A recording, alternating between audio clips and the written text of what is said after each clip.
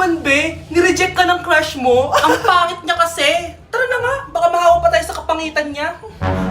Humanda kayo sa akin. Maghihiganti ako sa inyo. A few moments later. Sorry guys, I'm late. Sino yan?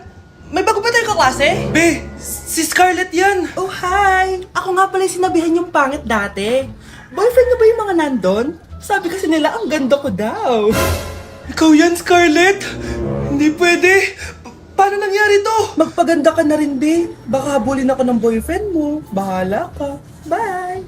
Uy, Scarlett, ang ganda mo na. Anong sikreto mo? Maligo din kasi kayo, be. Hala, di ba siya yung nag-reject sa kanya dati?